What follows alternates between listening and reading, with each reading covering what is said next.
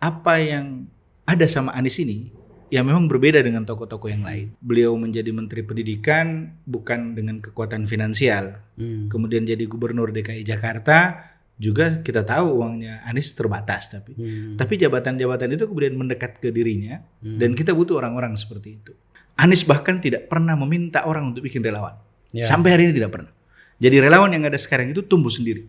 Koalisi perubahan dengan Anies ini itu jauh lebih maju dibanding koalisi manapun.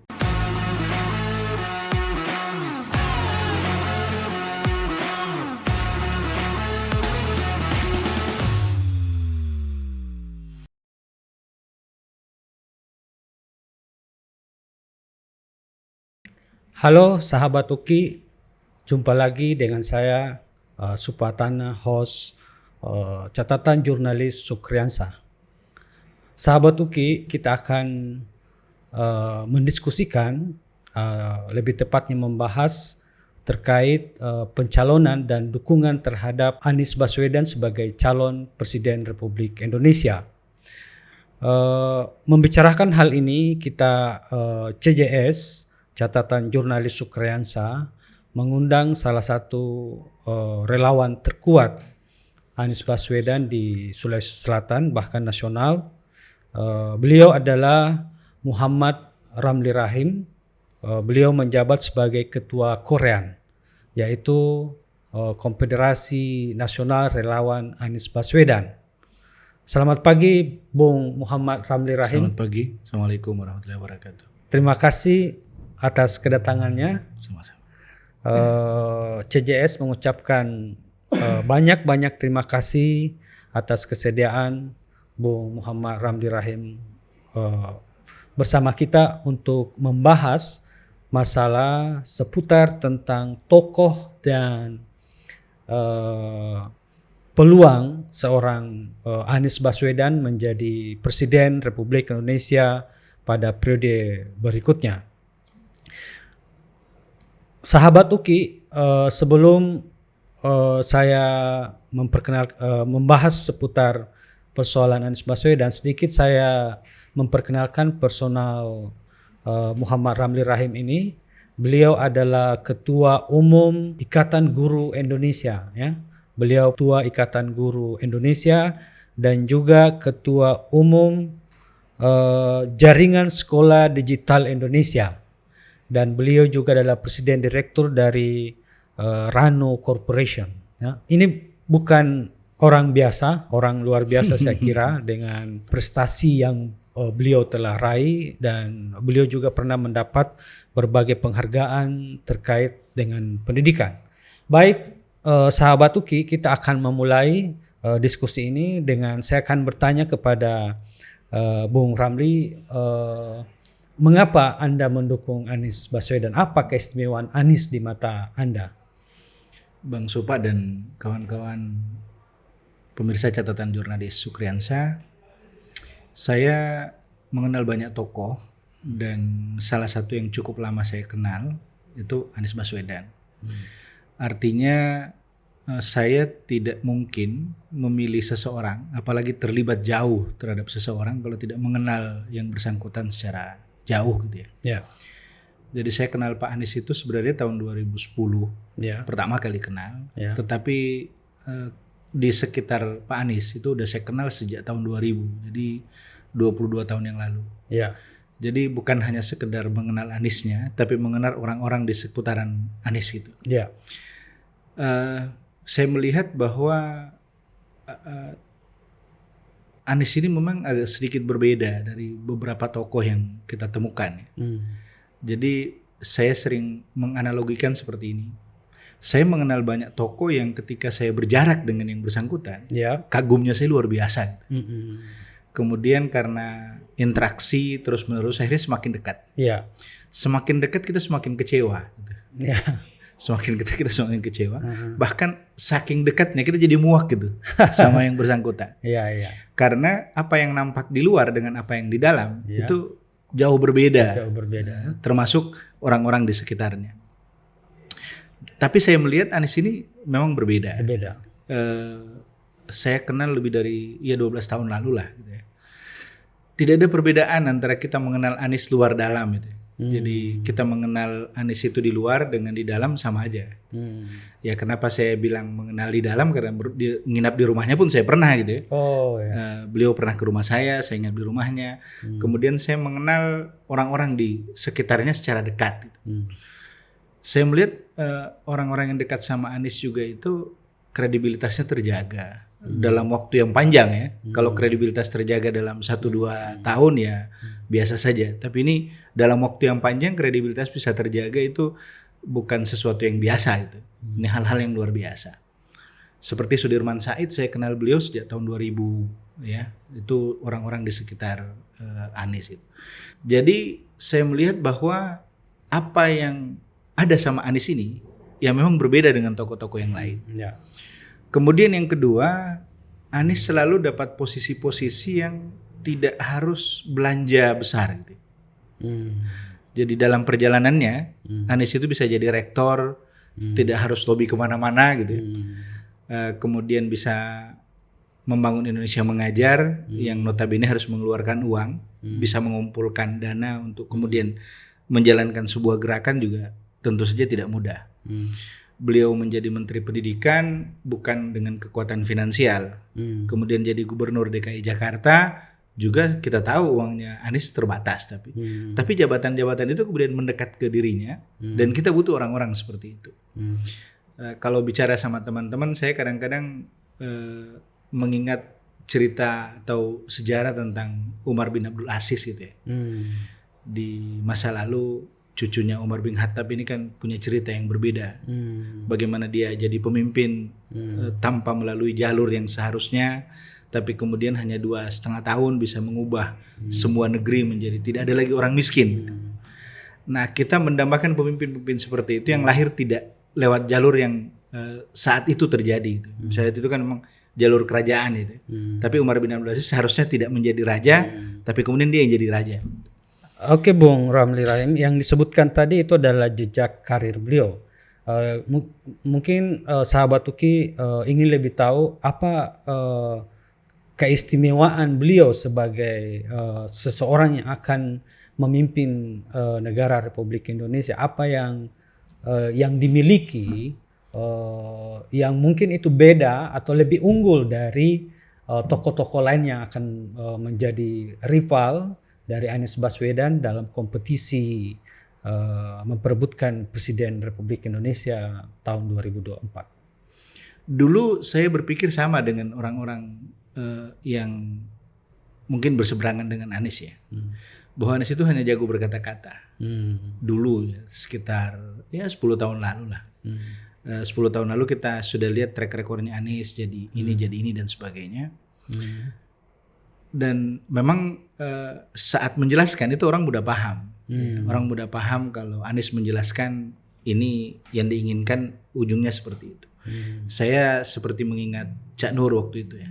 Saya sempat mendampingi Cak Nur cukup lama. Jadi saya melihat pola berpikirnya agak mirip-mirip Cak Nur itu, Anies Baswedan. Tapi kemudian ketika menjabat, saya coba menelusuri lebih jauh bagaimana kata-kata itu bisa diimplementasikan dalam bentuk kerja. Jadi di Menteri Pendidikan itu, karena saya waktu itu Ketua Ikatan Guru Indonesia, saya bisa melihat dari dekat bagaimana Anies menata kementerian. Kan musuh terbesar sebenarnya dalam pemerintahan itu kan birokrasi. Dan Anies bisa menata birokrasi itu dengan baik. Sayang sekali dia hanya 20 sekian bulan jadi menteri. Jadi penataan yang dia buat itu tidak sampai tuntas gitu. Saya membayangkan kalau penataan itu bisa selesai, itu proses sampai ke bawah itu betul-betul terstruktur dengan baik. Problem pendidikan yang selama ini ruwet itu penuh masalah itu bisa dituntaskan dengan baik. Tapi memang tidak tuntasnya karena beliau tidak menuntaskan 5 tahun jadi menteri.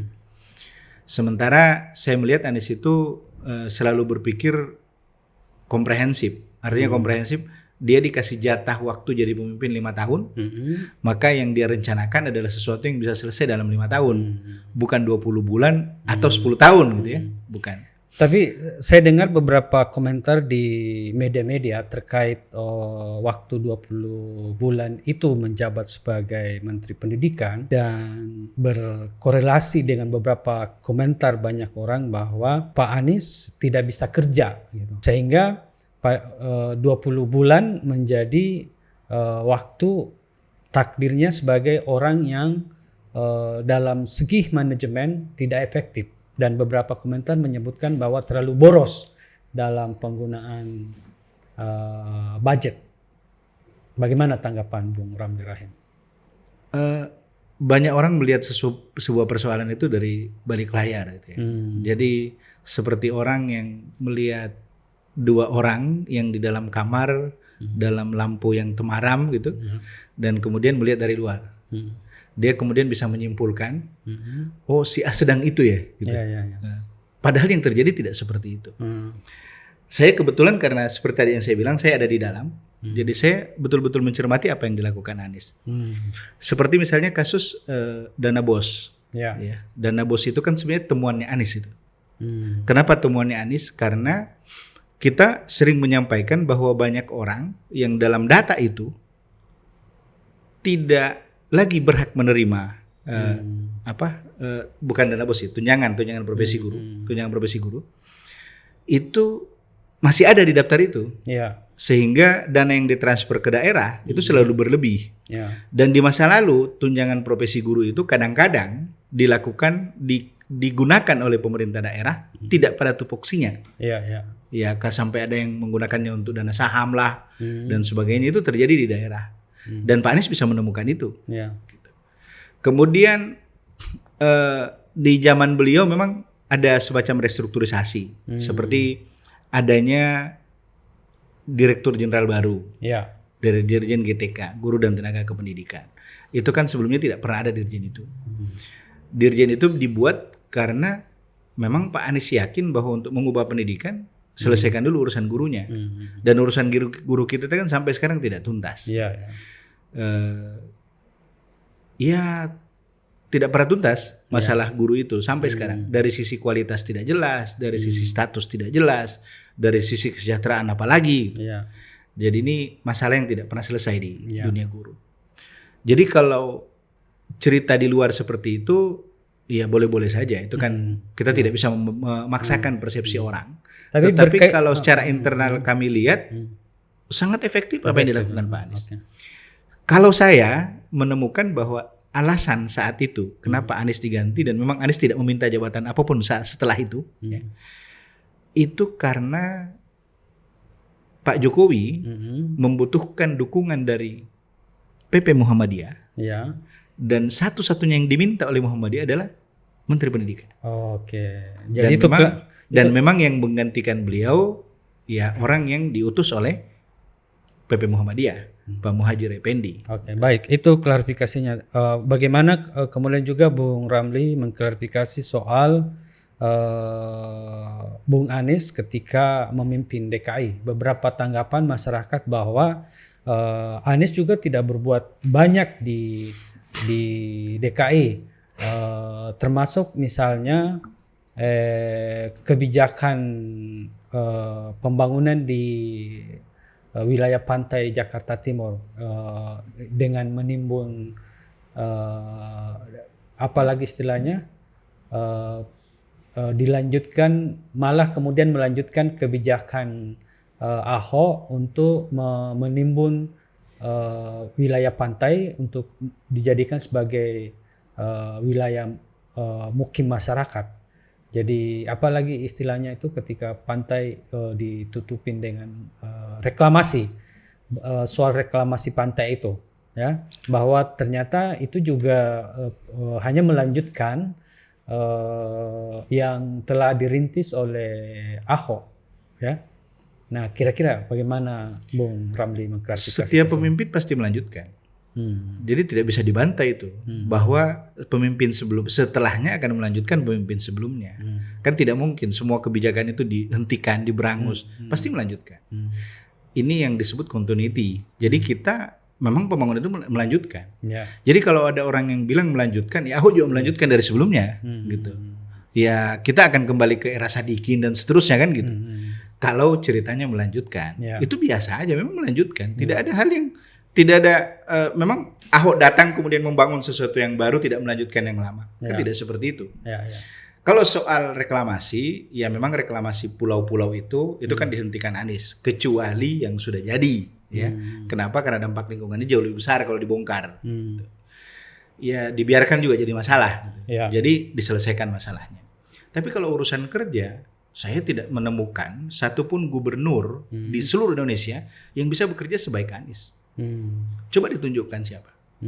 Bahkan seperti ahli pemerintahan daerah seperti Pak Majid Salatu berani bilang, saya tidak menemukan satupun pemimpin daerah dari sejak saya mahasiswa sampai sekarang saya sudah pensiun yang bisa menjalankan fungsi pemerintahan daerah dengan baik seperti Anies. Itu pengakuan ahli. Ya. Dan apa yang dibuat Anies di Jakarta kan kelihatan, nyata. Jakarta International Stadium ada di zaman Anies gitu. Meskipun pengadaan tanah dan sebagainya ada di zaman-zaman sebelumnya. Itu wajar-wajar saja gitu ya. Kemudian kita lihat yang paling signifikan berubah di Jakarta itu ya pemberdayaan badan usaha milik daerah. Itu kentara sekali apa yang mereka lakukan. Sampai Jakpro bisa bikin stadion kan itu bukan hal yang biasa. Mana ada BUMD di Jawa Tengah, di Jawa Timur atau di mana lah yang bisa berbuat seperti BUMD-nya Jakarta. Atau kita membuat seperti penataan transportasi yang bukan lagi penghargaan nasional tapi penghargaan internasional. Itu jelas terlihat. Penataan trotoar dan sebagainya. Seperti kita di Makassar ini susah gitu. Kita sebagai pejalan kaki tidak punya tempat berjalan kaki. Tapi di Jakarta pejalan kaki nyaman gitu. Gitu ya. Kenapa? Karena disiapkan pejalan kaki. Di sini kita mau sepeda merasa tidak aman. Di sana disiapkan tempat sepeda. Banjir jelas menurun intensitasnya. Dan ada satu hal yang mungkin tidak terbaca orang-orang. Jakarta tenang dan aman di tangan Anies selama 5 tahun. Oke, tapi bagaimana peluang Anies maju sebagai kandidat sementara partai politik yang mendukungnya juga belum solid? Ya, kita tahu bahwa Nasdem yang paling awal mendukung, kemudian beberapa partai ikut, misalnya PKS dan Demokrat. Tapi setelah Surya Paloh melakukan safari politik misalnya ke Golkar, itu beberapa pengamat politik berkesimpulan atau membuat semacam kalkulasi bahwa koalisi di kubu Anies ini belum solid, belum sesolid misalnya dengan koalisi Gerindra dan Partai Kebangkitan Bangsa, yang mana koalisi mereka itu ditandai dengan semacam ada tanda di atas, ada hitam di atas putih berupa semacam penandatanganan koalisi itu. Sementara di kubu pendukung Anies itu tidak ada, masih cair. Jadi orang khawatir bisa memenuhi target atau kuota untuk Anies maju sebagai calon presiden. Bagaimana tanggapannya? Sebenarnya yang bilang tidak solid itu siapa? Kan orang-orang di luar kan. Jadi sama tadi analogi saya, orang di dalam kamar ada bayangan kecil yang kemudian orang hanya membaca dari luar. Di kami melihat bahwa itu sangat solid. Saya ketemu sama teman-teman Nasdem, ketemu dengan PKS, ketemu dengan Demokrat. Tidak ada bahasa sedikit pun bahwa mereka akan meninggalkan koalisi, nggak ada. Justru saya melihat datangnya Pak Surya Paloh ke PKB, ke Gerindra, ke Golkar untuk mengajak mereka gabung koalisi perubahan. Kenapa tidak? Mereka kan belum jelas. Golkar tidak jelas. Koalisinya dengan siapa? Memang KIB sudah ada. Capresnya siapa? Ya daripada tidak jelas di situ, yang mending gabung dengan koalisi perubahan yang sudah jelas capresnya, gitu kan? Jadi bukan karena ada pertemuan dengan Golkar dan sebagainya. Sebelum ketemu Golkar, tim kecil sudah bicarakan. Sebelum Pak Ahmad Ali ketemu Gerindra dengan PKB, sudah dibicarakan di tim kecil. Jadi bukan sesuatu yang mendadak yang tiba-tiba Pak Surya Paloh datang ke Golkar, bukan. Pak Surya Paloh bahkan mau ketemu Pak Jokowi, di tim kecil sudah bicarakan. Dan tim kecil itu rutin ketemu. Cuman memang cara kerja teman-teman itu kan tidak semua hal harus dipublikasikan. Karena mereka sudah solid, bukan lagi harus memburu pencitraan. Nggak lagi harus memburu pencitraan. Karena soliditasnya sudah ada. Beberapa komentar netizen menyebut bahwa Surya Paloh itu kemudian melakukan komunikasi dengan partai politik lain tatkala AHY dari Demokrat itu menolak usulan Surya Paloh untuk menjadi cawapres Anies Baswedan. Jadi Demokrat tidak setuju dengan usulan Surya Paloh untuk mengajukan seseorang sebagai pendamping Anies sebagai wakilnya. Nah, sehingga ditengarai AHY tidak setuju dengan itu, dan kemudian dampak dari itu Surya Paloh melakukan komunikasi politik dengan partai-partai lain. Sekarang sebenarnya kita bertanya, ya. kapan Pak Surya Paloh ketemu Golkar dan kapan AHY mengumumkan partainya mendukung Anies? Itu kan lebih duluan AHY mengumumkan partainya mendukung Anies. Kemudian Pak Surya Paloh silaturahmi ke Golkar. Dan silaturahmi politik biasa-biasa saja. Bahkan Pak Surya Paloh ke PDIP buat kita juga tidak ada masalah. Santai-santai saja dengan itu semua. Kenapa? Karena kita yakin dengan komunikasi internal yang tidak perlu dipublikasikan itu. Nah, Pak AHY sendiri dan Demokrat itu kan sudah mengumumkan bahwa mereka tidak mempersoalkan calon wakil presiden. Pak Surya Paloh juga seperti itu, dan kita mendengar juga kemarin PKS juga seperti itu. Jadi calon wakil presiden nanti diputuskan oleh Anies setelah didiskusikan dengan 3 partai ini. Jadi tetap aja 3 partai ini akan dilibatkan dalam pembahasan calon wakil presiden. Bukan diserahkan begitu saja ke Anies juga gitu. Tetapi kami juga relawan ini lebih senang sebenarnya kalau pengumuman cawapres itu tidak buru-buru. Ya biarkan saja dulu jalan. Karena koalisi perubahan dengan Anies ini itu jauh lebih maju dibanding koalisi manapun. Gitu. Belum ada pengumuman dari Gerindra yang betul-betul memastikan bahwa Prabowo dicalonkan oleh Gerindra dan PKB. Sampai sekarang belum ada statement terbuka soal itu. Kalau deklarasinya ya mungkin kumpul-kumpul bahwa mereka berdeklarasi boleh. Kemudian KIB lebih tidak jelas lagi. Lebih tidak jelas lagi KIB. Siapa calon presidennya KIB? Siapa calon wakil presidennya KIB? Kan gak jelas. Gitu. Kemudian PDIP, sampai sekarang tidak jelas siapa calon presidennya PDIP. Meskipun kewenangan itu ada di tangan Ibu Megawati. Tetapi kita melihat Anies ini sangat solid. Dan itu ditunjukkan di mana-mana. Di saat Pak Surya Paloh disebut-sebut akan pindah ke Gerindra, Pak Ahmad Ali dan kawan-kawan sedang sama Pak Anies di NTB. Jadi di mana persoalannya? Ini juga masalah ini saya kira sudah menjadi rahasia umum bahwa hal yang menjadi penentu dan juga problem dalam hal pencalonan presiden dan dukungan presiden terkait dengan budget. Nah, bagaimana penyediaan budget untuk mendukung Anies dalam pemilihan presiden? Ada satu hal yang berbeda dalam perjalanan kita mendukung Anies Baswedan. Saya bikin relawan itu 2 tahun lalu, Mei 2021, dan tidak ada uang sama sekali. Dalam kondisi tidak ada uang, kita punya relawan ada di mana-mana, tumbuh di mana-mana. Tidak pernah Pak Anies beli kaos untuk relawan atau supporting dari mana gitu untuk beli kaos, bikin spanduk dan sebagainya, tidak ada. Dan itu tentu saja menjadi modal besar buat Anies. Anies bahkan tidak pernah meminta orang untuk bikin relawan. Sampai hari ini tidak pernah. Jadi relawan yang ada sekarang itu tumbuh sendiri. Itu kalau dirupiahkan sangat besar. Sangat besar. Sehingga kita ini relawan, teman-teman relawan itu berupaya semaksimal mungkin bagaimana bisa agar elektabilitas Anies itu sudah jauh di atas yang lain, yang kemudian kita tidak membutuhkan dana besar untuk membuat dia jadi presiden. Itu upaya kita. Jadi seperti misalnya saksi dan sebagainya. Kalau kita bisa, salah satu dana terbesar kan saksi ya. Kalau relawan bisa memastikan bahwa semua TPS akan ada saksi dan tidak perlu dibayar, buat apa uang besar? Toh sekarang kita bisa buktikan bahwa mulai dari Medan, Aceh, Jawa Barat, NTB, kemarin hampir semua Kalimantan. Uang apa yang dikeluarkan Anies untuk mereka? Okay. Dikumpulkan masa itu, saya pernah di partai politik cukup lama, bahkan di partai politik besar juga pernah. Dan saya tahu betul bagaimana mendatangkan orang di partai politik. Di Anies tidak ada itu.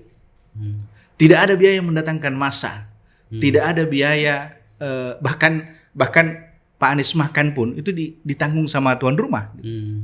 Jadi yang seperti ini, saya kira sebuah gerakan yang berbeda dengan gerakan-gerakan dulu. Dan saya sendiri secara pribadi berupaya maksimal agar relawan ini bisa bergerak maksimal yang kemudian membuat kita tidak butuh oligarki. Bagaimana kemudian Bung Ramli menjelaskan ketika misalnya terkuak atau kemudian ada pernyataan dari beberapa tokoh bahwa ketika Anies Baswedan ingin maju sebagai gubernur DKI itu meminjam uang kepada Sandiaga Uno dan juga kalau tidak salah Pak Erwin Aksa Mahmud juga memberikan support dana. Nah, bagaimana menjelaskan itu? Ini yang keliru persepsi di bawah itu ya. Karena dianggap itu uangnya Pak Sandi. Pak Anies di podcast Mary Riana itu kan menjelaskan bahwa itu bukan uangnya Pak Sandi. Pak Sandi hanya menjamin. Nah, kenapa uang itu ada? Karena ada partai yang dijanji oleh orang lain. Ada partai politik yang dijanjikan sejumlah dana oleh orang lain, bukan oleh Anies yang janjikan. Jadi Anies tidak pernah menjanjikan dana ke PKS dengan Gerindra bahwa mereka akan kasih dana. Dalam pernyataan itu yang menjanjikan itu adalah Pak Aksa dengan Pak Erwin. Yang menjanjikan ke PKS. Yang kemudian sampai masuk ke putaran kedua, janji itu tidak terrealisasi. Sampailah kemudian ada satu waktu ada orang yang mau menjamin itu, gitu. Menjamin bahwa uang itu akan diserahkan. Tetapi kalau dalam pilkada dimenangkan, uang itu dianggap selesai. Jadi banyak hal memang yang butuh diluruskan. Yang pertama ini bukan uangnya Pak Sandi. Yang kedua, ada orang yang menjanjikan ke partai politik dan itu bukan Pak Anies. Di dalam pernyataan itu disebutkan bahwa Pak Anies tidak tahu ada perjanjian itu. Gitu. Tapi kan sudah di jalan kan? Gitu. Kemudian yang ketiga, dalam perjanjian itu jelas sekali disebutkan bahwa kalau mereka memenangkan kontestasi, lunas. Jadi tidak ada beban sama sekali sama Pak Anies. Dan akhirnya kan kita lihat Pak Anies bisa dengan leluasa, tanpa tekanan, tanpa tergantung sama siapapun untuk mengelola Jakarta. Ya, ada lagi yang menjadi semacam komentar netizen, komentar masyarakat umum terkait Anies sebagai seorang calon presiden, masalah politik identitas. Ya, politik identitas. Seringkali masyarakat menganggap bahwa Anies ketika mencalonkan sebagai gubernur itu menjalankan politik identitas. Masyarakat menganggap bahwa itu berpeluang, berpotensi untuk membuat katakanlah perpecahan di masyarakat kita. Bagaimana Bung Ramli menanggapinya? Pertanyaannya sederhana. Selama 5 tahun Anies jadi gubernur, bukan proses pencalonan ya. 5 tahun menjabat. Karena yang real itu kan yang menjabat, bukan proses pencalonannya, tapi menjabat.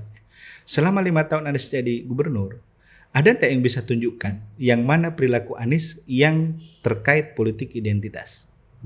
Sampai sekarang tidak ada yang bisa jawab itu pertanyaan. Karena memang Anies memang lahir dari proses yang biasa saja.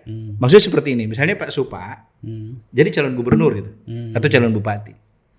Tiba-tiba ada ulama yang punya massa besar datang ke Pak Supa.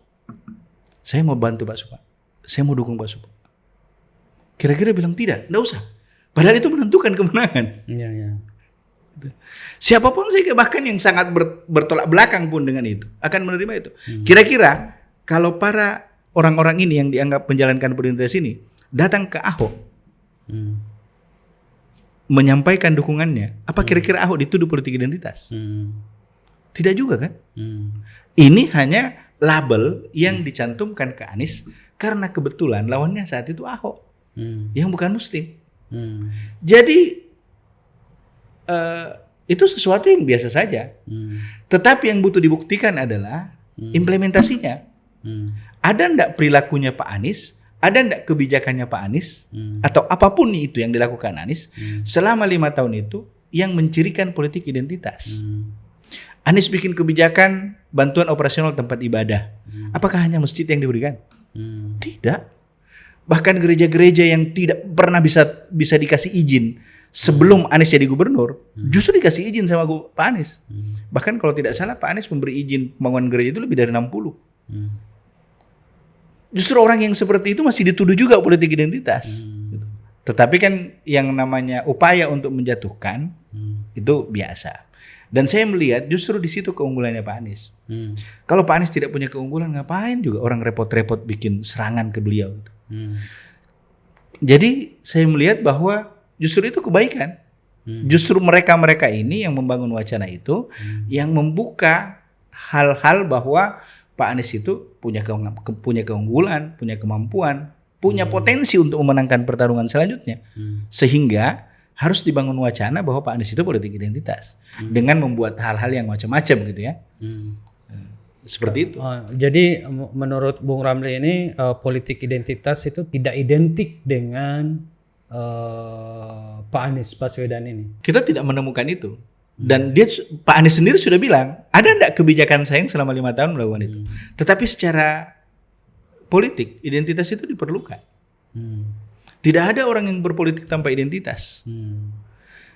Kalau misalnya seperti ini, nanti pileg ya, ada yang masuk ke pesantren, ada yang masuk sholat, bukan di daerahnya, bukan di kampungnya. Apa itu kemudian kita juga menyebut itu politik identitas? Yang dulu tidak pakai jilbab, misalnya tiba-tiba pakai jilbab gitu, karena menghadiri pengajian, itu juga bagian dari politik identitas. Jadi politik identitas itu hal yang biasa sebenarnya. Cuman terlalu ditekankan ke Pak Anies. Kalau kita lihat itu biasa saja. Ya orang, misalnya saya, masa saya lepaskan identitas saya sebagai orang Maros gitu? Nggak bisa. Pada saat saya ikut konsentrasi, saya harus bilang bahwa saya orang Maros. Saya lahir dan besar di sana. Saya tidak bisa bilang bahwa saya bukan Muslim karena saya Muslim sejak lahir. Gitu. Saya tidak bisa bilang saya alumni UNHAS karena saya kuliah dan tamat di UNHAS. Itu sebuah identitas. Jadi ketika kita bicara politik identitas, ya buat kita biasa-biasa saja. Tetapi menjustifikasi dan menjatuhkan Pak Anies dengan kata politik identitas, itu bisa dicek. Selama 5 tahun itu Pak Anies pernah bikin apa yang berhubungan politik identitas? Jangan melihat proses terpilihnya, tapi pada saat dia menjabat. Karena proses penjabat itu yang real dilakukan seorang pejabat. Dan menurut perkiraan atau kalkulasi Bung Ramli ini, kira-kira dukungan massa atau voter nantinya itu kalau bisa diklasifikasi pada kelompok-kelompok apa saja yang menjadi voter terbanyak untuk seorang Anies? Dari sisi teritori, Anies itu untuk sekarang ya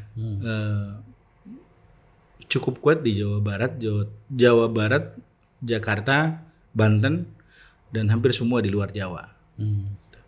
Ada daerah-daerah yang dulu kita prediksi lemah, ternyata dalam pantauan kami cukup kuat. Seperti Papua Barat kan kita berpikirnya itu lemah. Dan saya melihat bahwa dari perjalanan Anies tur ke daerah, diundang sebenarnya karena yang mengundang itu Partai Nasdem. Anies cuma ikut-ikut aja sebenarnya. Itu sambutan masyarakat sangat terbuka. Sehingga memang kita ingin mengkonfirmasi kebenaran survei-survei yang muncul di mana-mana itu. Survei kan yang diambil di lapangan. Sekarang kita ingin uji di lapangan. Bawa dong Anies bersama si calon AB gitu ya, yang katanya lebih unggul hasil surveinya ke satu daerah. Yang mana yang dapat sambutan lebih meriah dibanding itu? Kalau ternyata tidak mendapat sambutan yang meriah, berarti hasil survei itu bisa dipertanyakan. Itu dari segmentasi teritori. Okay. Kemudian dari segi kelompok umur misalnya, kita melihat bahwa mayoritas dewasa itu memang banyak ke Anies. Okay. Kelompok-kelompok milenial banyak sebenarnya sudah mulai ke Anies, tapi memang kelompok milenial ini kan masih labil ya. Belum banyak yang menentukan bahwa betul-betul besar. Kembali pada dukungan politik tadi, kira-kira apa Bung Ramli ini yakin bahwa koalisi ini sudah solid betul? Tidak ada lagi misalnya kelompok Demokrat tiba-tiba akan keluar misalnya karena masyarakat menganggap bahwa AHY ini sangat berkepentingan untuk dijadikan sebagai wakil dari Anies. Nah, tiba-tiba misalnya keputusan koalisi ini tidak menunjuk AHY sebagai wakilnya, boleh jadi AHY Demokrat akan menarik diri. Saya sebenarnya lebih yakin bahwa koalisi ini akan bertambah dibanding berkurang. Jadi kita tidak pernah ragu sedikit pun dengan 3 partai politik ini. Begitu ya. Sebelum Demokrat menyatakan secara terbuka mendukung Anies, kita sudah yakin bahwa Demokrat pasti ke Anies. Sebelum PKS mengumumkan secara resmi tiba-tiba di Bandara Soekarno-Hatta, kita sudah yakin PKS tidak akan kemana-mana. Yang justru kita awalnya berpikir agak berat mendukung Anies itu Nasdem. Tetapi kan Nasdem yang paling pertama kali mengumumkan bahwa Anies calon presiden mereka. Kenapa? Karena 2 partai ini di oposisi sementara Nasdem ada di pemerintahan. Gitu. Sehingga kita melihat bahwa masih ada peluang justru bertambah. Kenapa peluang bertambah? Anies belum menentukan cawapres. Cawapres bisa saja bawa partai. Gitu. Kita belum menentukan komposisi kabinet misalnya. Kalaupun ada tawar-menawar dan sebagainya dalam posisi itu mungkin saja berubah gitu. Mengingat kebutuhan untuk membangun pemerintahan yang kuat. Gitu. Jadi kami sama sekali tidak pernah melihat ada potensi perpecahan, ada potensi salah satu dari 3 ini keluar. Malah kemarin kan Partai Umat juga sudah masuk mengumumkan secara resmi bahwa mereka mencalonkan Anies Baswedan meskipun tidak bisa jadi pengusung ya, hanya pendukung. Gitu. Jadi itu hanya cerita di luar, dan kita bisa lihat bahwa apapun cerita di luar tidak berpengaruh ke relawan. Teman-teman relawan bergerak Spartan, meskipun tidak ada uang tetap bergerak. Itu mengkonfirmasi bahwa kami tidak percaya dengan cerita di luar, kami lebih percaya cerita di dalam yang memang mereka bertemu secara berkala. Saya baru dapat undangan untuk berangkat ke Jakarta untuk memang kita punya pertemuan rutin, pertemuan rutin. Jadi yang cerita-cerita di luar itu buat kita biarkan aja dan tidak perlu dikonfirmasi sebenarnya karena pilpresnya juga masih cukup lama. Kami relawan ini juga kan diuji sama waktu, diuji oleh waktu. Apakah kita bertahan sampai beliau menang atau tidak? Apakah ritme kita sama? Apakah kita kendor atau makin kuat dan sebagainya akan diuji oleh waktu. Sehingga perjalanan kita masih panjang, cerita-cerita seperti itu ya kita biarkan aja. Kita masih ingin mendengarkan karena tadi saya belum mendapatkan kejelasan tentang keistimewaan Anies Baswedan ini sebagai calon presiden yang membedakan dengan calon presiden lainnya. Keistimewaannya saya tidak menemukan yang lebih baik dari Anies. Coba dibandingkan antara A, B, C itu. Karena kan kita akan memilih satu dari yang lain. Bukan memasang target ya, bahwa yang jadi presiden itu harus begini gitu. Enggak. Tapi membandingkan antara satu dengan yang lain. Sekarang kita bandingkan antara A, B, C. Saya tidak menemukan yang lebih bagus dari Anies. Tapi yang spesifik istimewa dari seorang Anies apa? Yang tadi itu, saya tidak menemukan perbedaan antara Anies dekat dengan saya dengan Anies jauh dari saya. Gitu. Itu yang paling istimewa dan itu kan yang kita butuhkan dari pemimpin. Kita tidak butuh kepalsuan gitu. Yang ketika dia di depan orang A, tapi di belakangnya B gitu ya. Jadi kalau seperti orang berpuasa, kalau di depan orang tiba-tiba lemas gitu. Jadi saya bisa menyimpulkan bahwa karakter jujur ya. Karakternya Anies itu tidak berbeda antara dia jauh dengan kita dengan dekat dengan kita. Apa yang kita lihat itulah Anies gitu. Jujur dan tampil apa adanya. Iya. Oke, mungkin ada closing statement dari Bung Ramli terkait kita ini di timur Indonesia ya, atau berada di luar Jawa lah.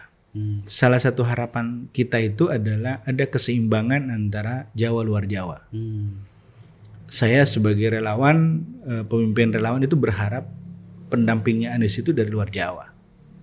Meskipun dalam kalkulasi-kalkulasi tetap dibutuhkan dari Jawa, Jawa Timur, mungkin Jawa Tengah kalau perlu. Tapi itu tergantung lawan.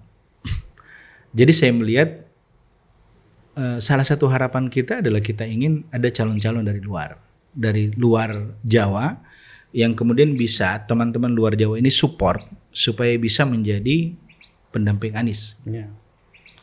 Ya banyak tokoh kemudian yang bisa disebut dari luar Jawa.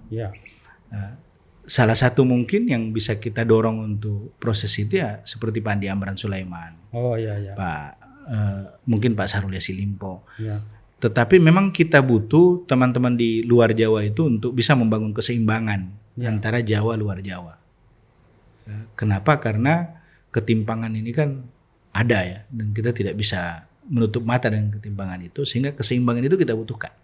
Jadi, dan itu kan sudah pernah terjadi, seperti misalnya SBY JK, Jokowi JK, itu sudah pernah terjadi. Jadi kita membutuhkan keseimbangan itu, tapi itu kan lahir dari masyarakat seharusnya. Bukan dari tokohnya yang bilang, saya mau jadi cawapres ya gitu. Harusnya dari bawah. Saya kira seperti itu. Oke, terima kasih Bung Ramli Rahim atas kehadirannya di catatan jurnalis Sukriansa. Dan sahabat Tuki, kita akan bertemu pada episode berikutnya dengan narasumber yang lainnya. Terima kasih. Bye. Makasih Bang. Siap.